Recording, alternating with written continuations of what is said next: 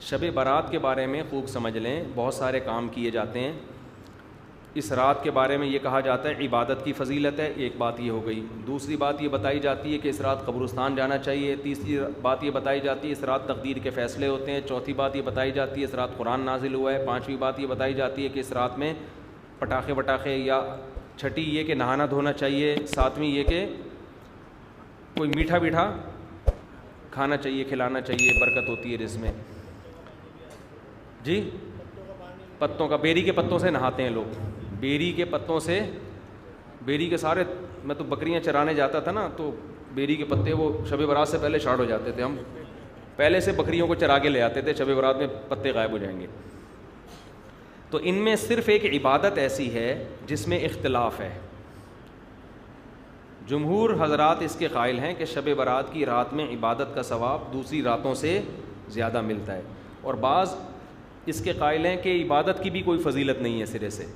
دونوں کے دلائل ہیں۔ میں نے اس بارے میں آڈیو بیان ایک ریکارڈ کروایا ہے، آپ گوگل پہ سرچ کر سکتے ہیں، شب برات مفتی طارق مسعود، شب برات کے دلائل، آڈیو بیان ہے۔ اس میں شب برات سے متعلق جتنی حدیثیں ہیں، ایک ایک حدیث کی سند پڑھ کے سنائی ہے ہم نے، ایک ایک حدیث کی سند۔ تو اس میں کوئی ایک حدیث بھی صحیح نہیں ہے۔ ہاں یہ ضرور ہے کہ شب برات کی رات کی عبادت پہ کئی ضعیف حدیثیں ہیں، تو اس لیے محدثین کا اصول ہے کہ جب بہت ساری ضعیف حدیثیں جمع ہوتی ہیں تو درجہ حسن تک پہنچ جاتی ہیں۔ اس لیے جمہور اس کے قائل ہیں کہ اس رات عبادت کرنی چاہیے، دوسری راتوں سے اس رات عبادت کا ثواب زیادہ ہے۔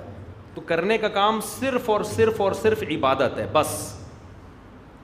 قبرستان کے بارے میں حدیث صحیح نہیں ہے۔ اگر فرض کر لو ہے صحیح، تو پوری زندگی نبی ایک بار قبرستان گئے ہیں اور آپ ہر سال جاتے ہو۔ پھر نبی اکیلے گئے ہیں چپکے سے رات کے اندھیرے میں، آپ جتھے بنا کے جاتے ہو، اور اندھیرے نہیں، وہاں لائٹنگ ہوتی ہے، تو یہ سنت تھوڑی ہے، تو خلاف سنت ہو گیا نا۔ پھر صحابہ میں سے کسی سے بھی ثابت نہیں ہے کہ زندگی میں اس رات میں ایک بار بھی قبرستان گئے ہوں، ایک بار بھی قبرستان گئے ہوں۔ تو یہ کیسی سنت ہے جس پر صحابہ نے عمل نہیں کیا؟ نہانا دھونا کسی حدیث سے ثابت نہیں ہے، حلوے مانڈے پٹاخے کسی حدیث سے ثابت نہیں ہے۔ قرآن میں صاف طور پر ہے انا انزلناہ فی لیلۃ القدر، ہم نے قرآن نازل کیا ہے کس میں؟ لیلۃ القدر میں، رمضان کی آخری عشرے میں۔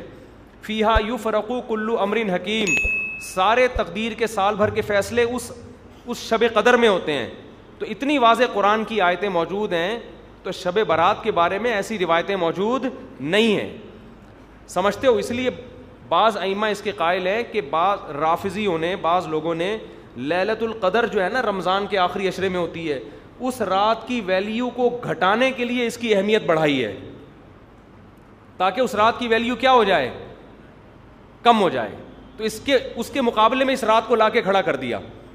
جو سارے فضائل لیلۃ القدر کے تھے وہ کہاں چسپا کر دیے؟ 15 شعبان۔ قرآن کہہ رہے ہیں واضح طور پہ ہم نے لیلۃ القدر میں قرآن نازل کیا۔ شب برات والے کیا کہتے ہیں؟ 15 شعبان کو نازل کیا، وہ کہتے ہیں اس میں بھی کیا، اس میں بھی کیا، پھر تعویلات کی جاتی ہیں۔ لیکن ایک بات قرآن اتنے واضح انداز میں بیان کر رہے ہیں، تو جو فضیلت جس رات کو حاصل ہے وہ اسی رات کو دینی چاہیے۔